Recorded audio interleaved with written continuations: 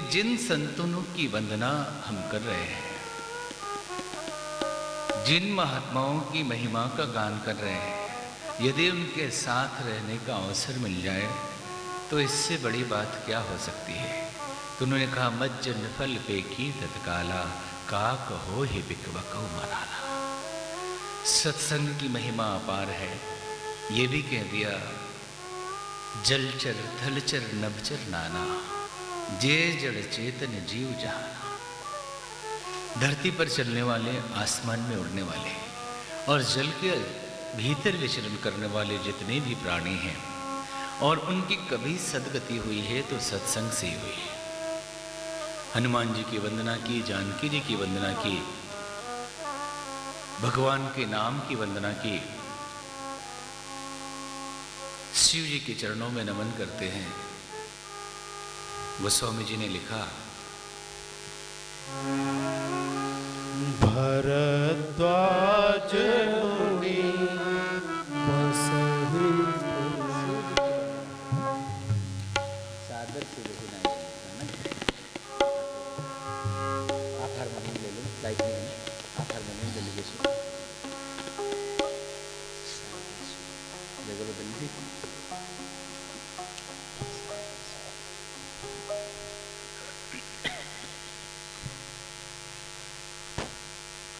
कई बार अच्छे कार्य में विघ्न भी पड़ते हैं और इसे विघ्न नहीं मानते हम। ये भी एक आनंद है। अंधेरे में कथा सुनो। अंधेरे में कभी कथा सुनी? अंधेरा कितना भी गहरा हो, लेकिन एक लाइट काफी है उसके लिए।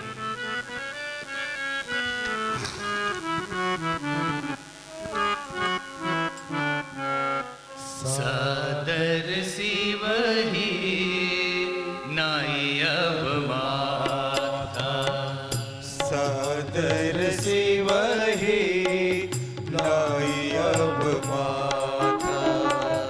बरनऊ बिसद राम गुण गाथा, बरनऊ बिसद राम गुण गाथा। अति सोरह सैक दीसा, संबत सोरह सैक दीसा।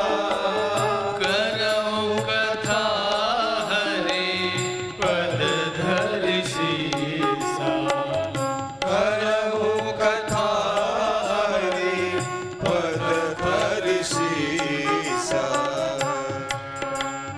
गोस्वामी जी ने लिखा, शिव जी के चरणों में नमन करके भगवान की ये पवित्र कथा में प्रारंभ कर रहा हूं। और ये 1631 ईस्वी है। 1631 ईस्वी में कथा को लिखना प्रारंभ किया। कितने दिनों में लिखा इसका जिक्र नहीं। शिव जी को नमन करके गोस्वामी जी ने कथा प्रारंभ की, तो हम भी शंकर भगवान की वंदना करें। साथ में आप भी दोहराना।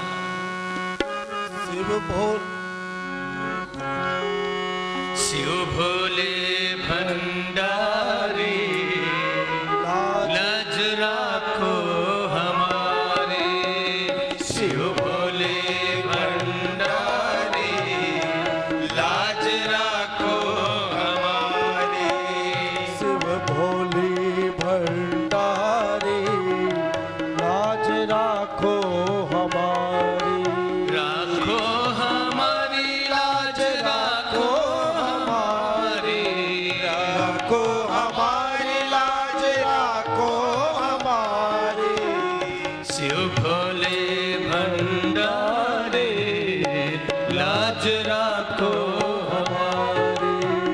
शिव भोले भंडारी, लाज राखो हमारी।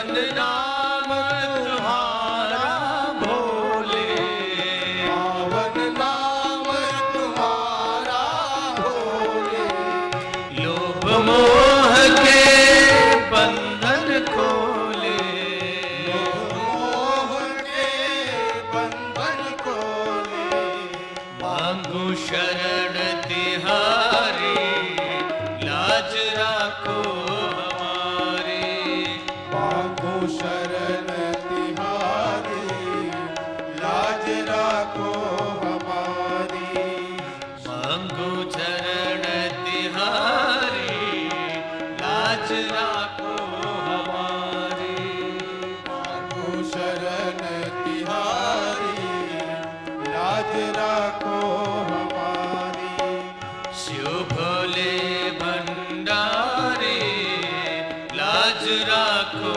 हमारी, शिव भोले भंडारी, लाज राखो हमारी,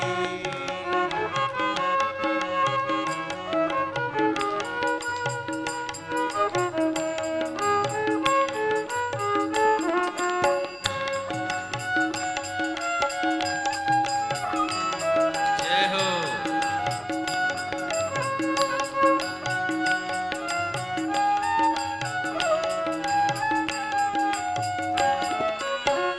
राह हमारी कांटों तो भरी है परम सुकुमारी, ऋषि पूछी हरि भक्ति सुहाई, ऋषि पूछी हरि भगति सुहानी, कही शंभुवती कारी पाई, करी शंभुवती हरि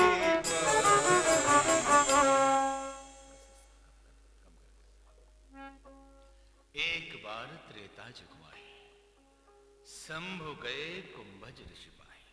याज्ञवल्क्य ऋषि ने भरद्वाज जी को सुनाना प्रारंभ किया। कहते हैं कि एक बार त्रेता युग में शिव जी के मन में इच्छा हुई कि भगवान की कथा कोई मुझे सुनाए। कौन सुनाएगा? अगस्त मुनि के पास गए, साथ में भवानी जगत जननी जगदम्बा सती जी थी। जब वहां गए तो याज्ञवल्क्य ये भगवान शिव जी को देख के अगस्त मुनि ने नमन किया, चरण वंदन की, उनके चरण पखारे, आसन पे बिठाया। फिर व्यास गद्दी पे स्वयं बैठे और कथा प्रारंभ की। सुन के भगवत कथा शिव जी के मन में बहुत आनंद आया। सुनी महेश परम सुख मानी, शिव जी को परम सुख की अनुभूति हुई। सती जी को कोई अनुभूति नहीं हुई। सती जी को पता ही नहीं चला क्या हुआ, क्योंकि उनके मन में यह भाव आ गया कि मैं महादेव की अर्धांगिनी, ये साधारण ऋषि ये मुझे कथा क्या सुनाएगा। जो आते ही चरण पखारने लगा, जो हमें नमन करने में लगा, कथावाचक तो बड़ा होता है, और आते ही झुक गया तो ये क्या सुनाएगा। यदि कथावाचक के प्रति भी श्रद्धा न हो तो कथा का प्रभाव नहीं पड़ता। कथा कौन सुना रहा है ये महत्वपूर्ण है, परंतु उतना नहीं कि किसकी कथा सुना रहा है। व्यास बालक भी हो सकते हैं, तोतली बोली बोलने वाले भी हो सकते हैं, परंतु कथा तो भगवान की है। कथा सुनाने वाले व्यास, बड़ी अद्भुत कथा है कि कथा सुनाने वाले व्यास कौवा भी हो सकते हैं। मधुर वचन तब बोलो काका। अब कौवा मधुर बोलेगा तो कितना मधुर बोलेगा, लेकिन भगवान की कथा यदि कौवे जैसी वाणी में सुनाने वाला भी कोई सुनाए तो मधुर ही सुनाएगा, क्योंकि कथा भगवान की है। सुनाने वाला महत्वपूर्ण नहीं, कथा महत्वपूर्ण है। सती जी ने अगस्त मुनि को देख के शंका की, कथा का लाभ नहीं मिला। कहते हैं हमने सुना एक चींटी थी, एक चींटी सज धज के ब्यूटी पार्लर में गई और वहां से श्रृंगार करके अपने सहेली के घर गई।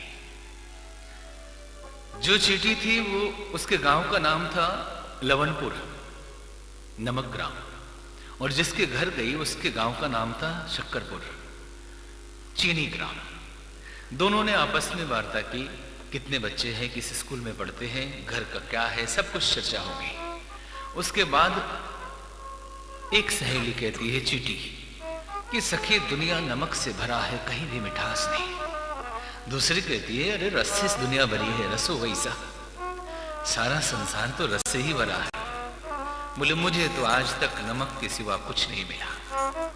बोले एक दिन मेरे घर में ठहर जाओ, तुझे पता चल जाएगा कि रस क्या होता। क्योंकि वो चीनी की ढेरी पे रहती थी। रुक गई वो चींटी नमक वाली, रात भर चीनी चाटती रही, लेकिन चीनी का स्वाद नहीं मिला। सुबह प्रातः काल कहती है कि मुझे तो, मैंने कहा था नमकीन है, तो शक्कर वाली ने कहा जरा मुंह खोल के दिखाओ। मुंह खोला, उसमें नमक भरा था। बोले ये क्या है?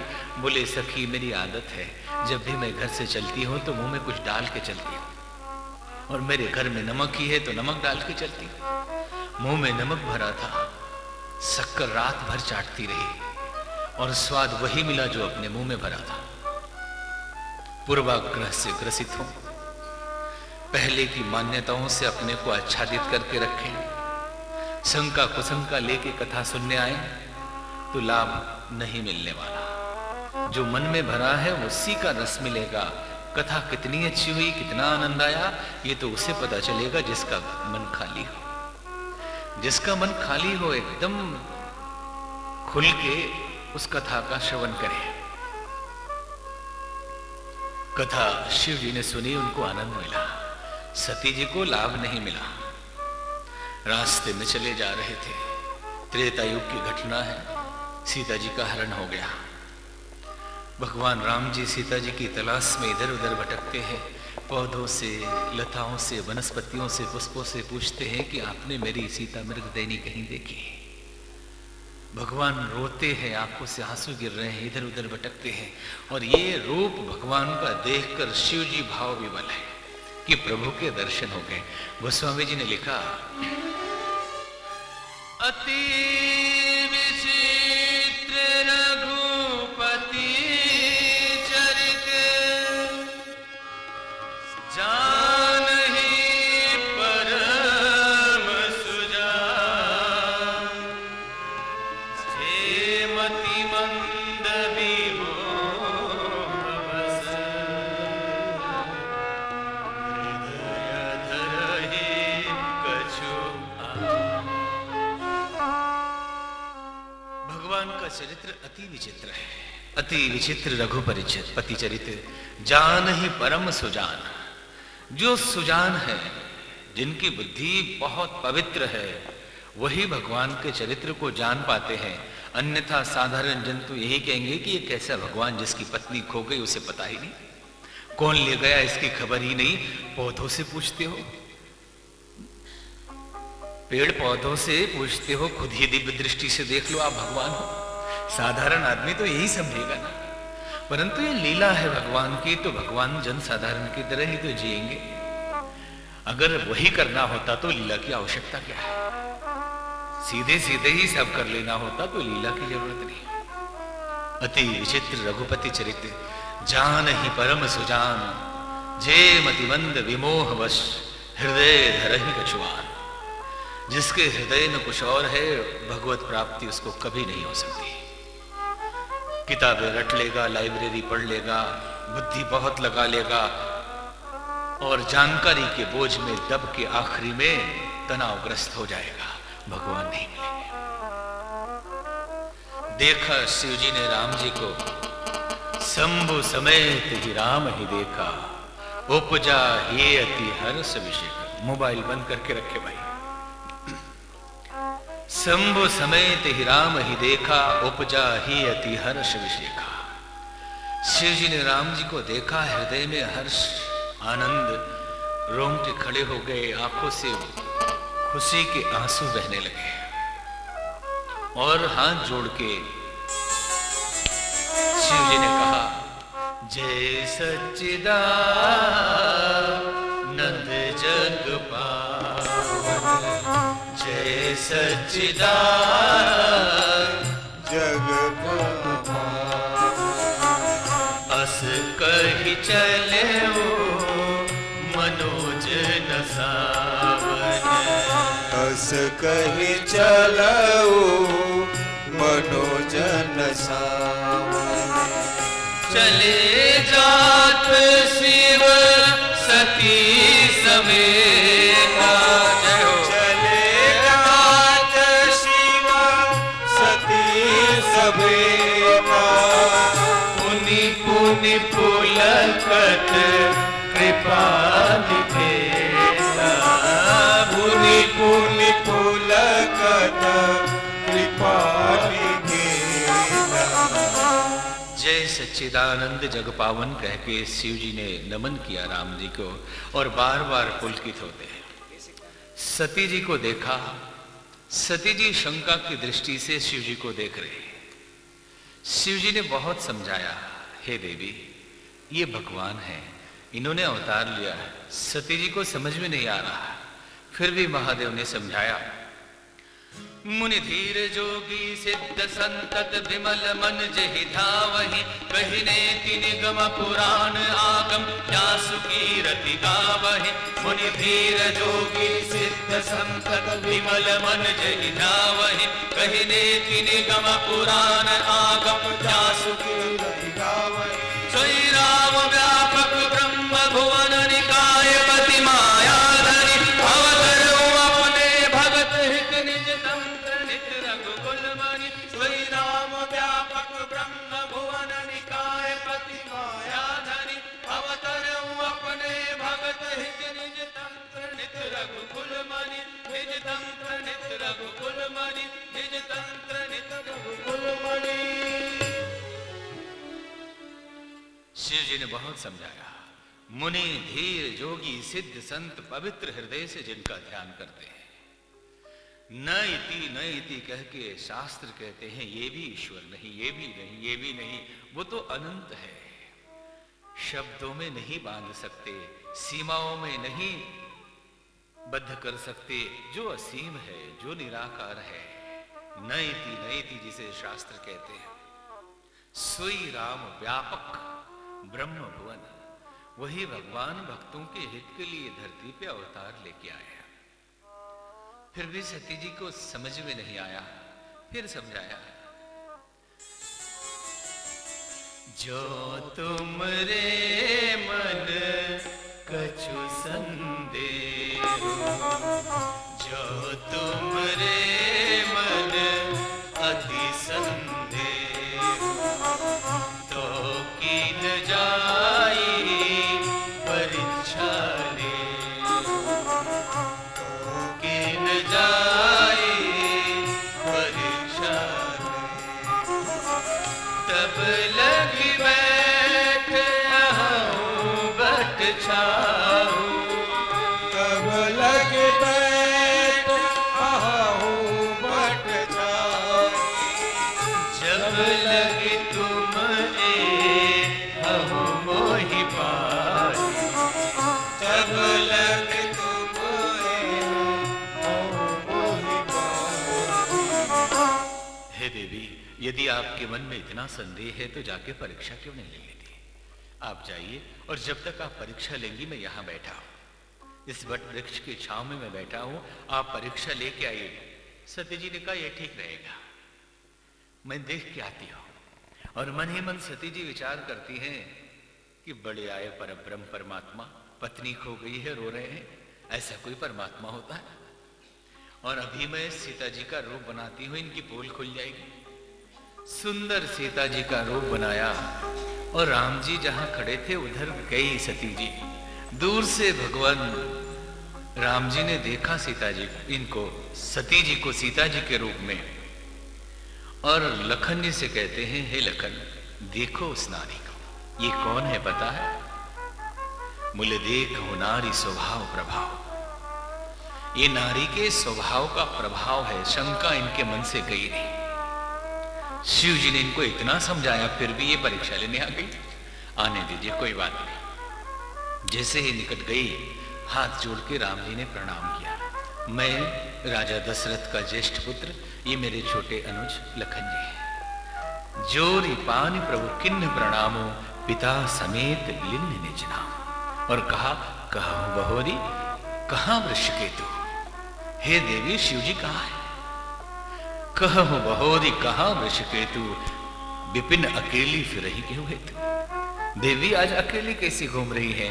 शिव जी नहीं दिख रहे। इतना सुनना था कि उनको चक्कर आने लगा कि इनको कैसे पता चला कि मैं शिव जी की अर्धांगिनी हूं, सीता जी नहीं हूं। और चक्कर खा के गिर गई, लौटना चाहती है।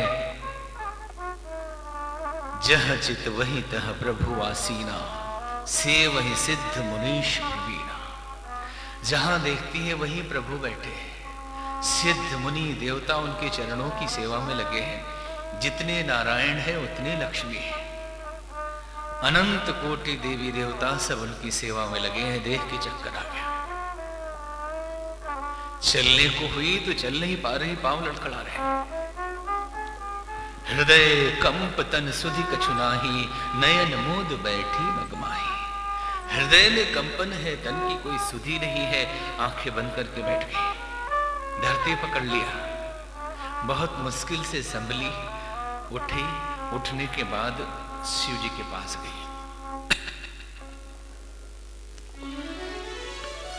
गई समीप महेश तब, हंसी पूछी कुशला। लिन्ह परीक्षा कवन विधि, कहो सत्य सब बात। जब शिव जी के समीप गए, भगवान महादेव ने पूछा, देवी आपने कैसे परीक्षा ली, मुझे भी तो बताइए। सती जी कहती, परीक्षा कहां परीक्षा ली? कछु न परीक्षा लिन्ह गोसाई, किन्न प्रणाम तुम्हारे ही नाई। हे भगवान, मैंने कोई परीक्षा नहीं ली। मैंने भी वैसे ही प्रणाम किया जैसे आपने जय सच्चिदानंद जग पावन कह के प्रणाम किया। शिव जी ने आंखें बंद की। देखा सती जी ने झूठ बोल दिया। एक तो भगवान की परीक्षा ले ली और फिर मेरे सामने आके झूठ बोल दिया। शिव जी ने संकल्प किया, यही तन सती ही भेंट मोहिनाई, शिव संकल्प किन्न मन माही। जिस तन से उन्होंने सीता जी का रूप धारण कर लिया, वो तन अब मेरे पास नहीं रह सकता। देवताओं ने पुष्पों की वर्षा की, ताली बजने लगी। सती जी ने पूछा कि ये क्या हो रहा है? बोले कोई बात नहीं, हिमालय चलिए, हिमालय वहां कैलाश पर्वत। कैलाश गए, बहुत काल तक निवास किया। भगवान शिव समाधि में चले गए। सती जी ने शिव जी से झूठ बोला। संसार में संबंध बड़े ही नाजुक होते हैं, कोई भी संबंध हो। इसलिए तो रहीम कवि ने लिखा, रही मन धागा प्रेम का मत तोड़ो चटकाए, टूटे पे फिर ना जुड़े, जुड़े गांठ पे। हमारे गुरुजी कहा करते थे, थोड़ा काम बिगड़ जाए बिगड़ जाने देना, लेकिन संबंध मत बिगड़ने देना। थोड़ा नुकसान हो जाए पैसे का कोई बात नहीं, सामान टूट जाए सामान आ जाएगा, लेकिन संबंध टूट जाए तो जोड़ना बड़ा मुश्किल है। ये बहुत पतली धागे से बंधी है। रही मन धागा प्रेम का मत तोड़ो चटकाए, टूटे पे फिर ना जुड़े, जुड़े गांठ पड़ जाए। संबंध बड़े नाजुक होते हैं और उनका आधार समर्पण और विश्वास है। यदि एक दूसरे पे भरोसा है तो संबंध बना रहता है। संगठनों के अंदर, परिवार के अंदर, समाज के अंदर जहां रहते हैं, यदि एक दूसरे पे भरोसा है, विश्वास है, तो संबंध मधुर रहेंगे। यदि उसमें भरोसा उठ गया, गोस्वामी जी ने लिखा, जलुपय सरी सविका देखहु प्रीत की रीति भली, बिलग होई सुजान कपट खटाई बरत मुनि। जल और दुग्ध का संबंध देखिए, दोनों मिला दें तो एक भाव बिकते हैं।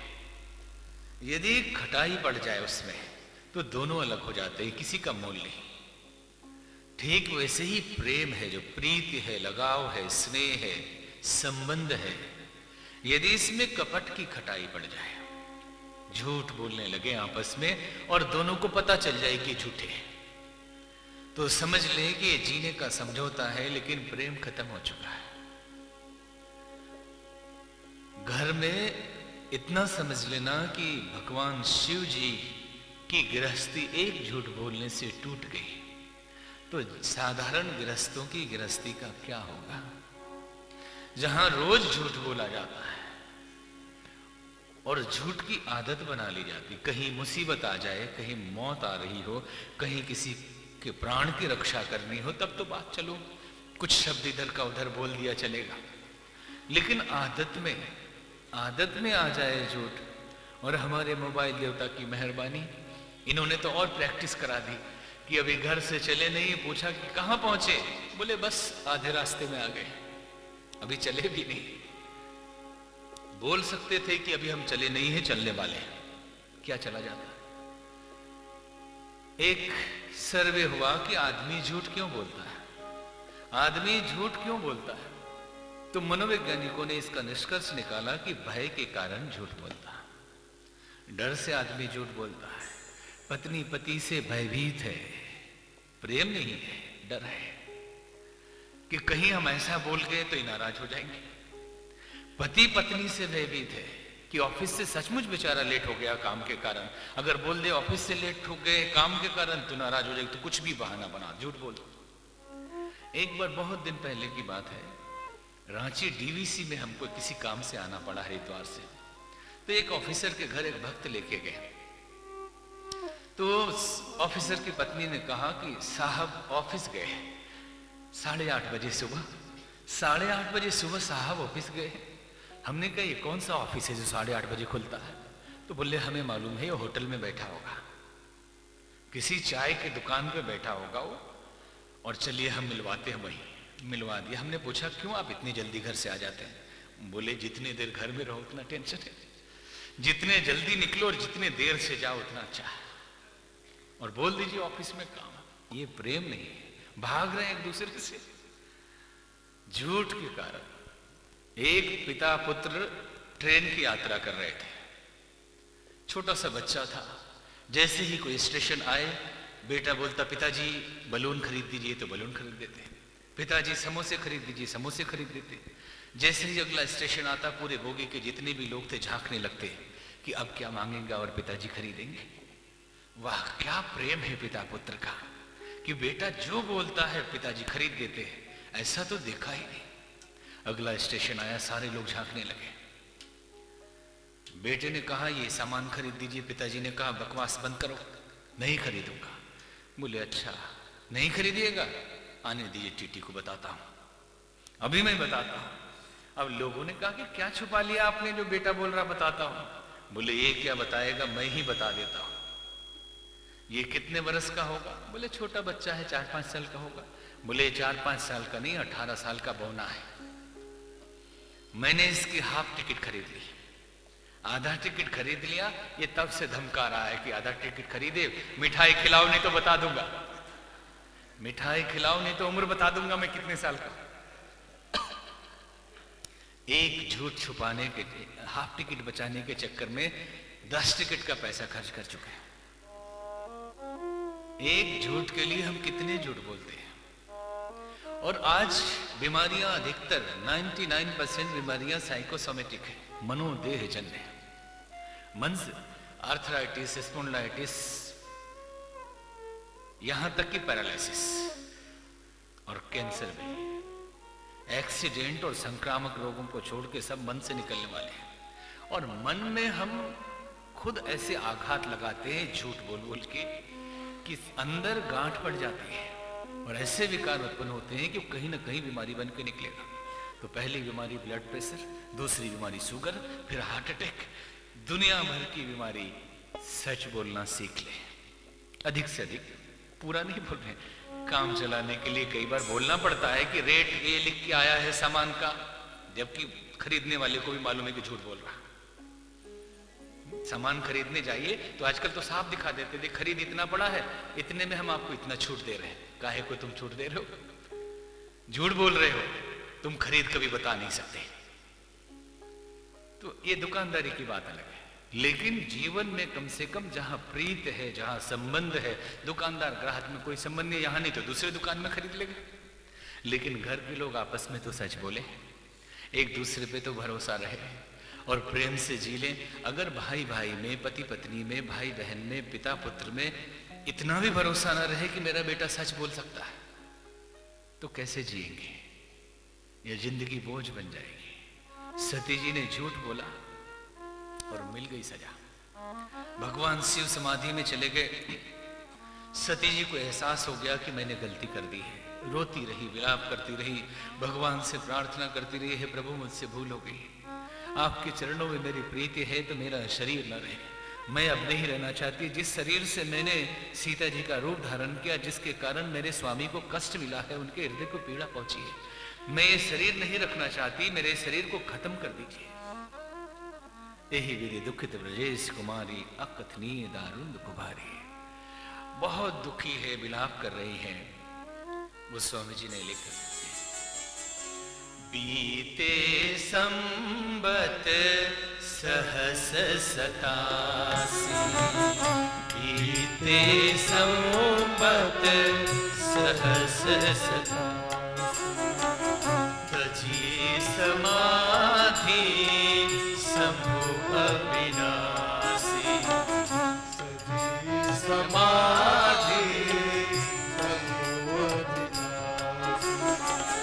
राम राम शिव सुमिरन लागे, जय हो राम नाम शिव सुमिरन लागे, जानेऊ सती जगतपति जागे, जानेऊ सती जगतपति जाई शंभु पद बंदन की, जाई शंभु पद सन्मुख शंकर आसन दीना, मुख शंकर आसन बीते संबत सह 87 हजार साल गुजर गए। शिव जी ने समाधि तोड़ी, राम नाम का सुमिरन प्रारंभ किया। सती जी को पता चला महादेव जग गए हैं। चरण वंदन की, शिव जी ने बैठने के लिए स्थान दिया और नाना प्रकार की कथा पुराण सुनाने लगे।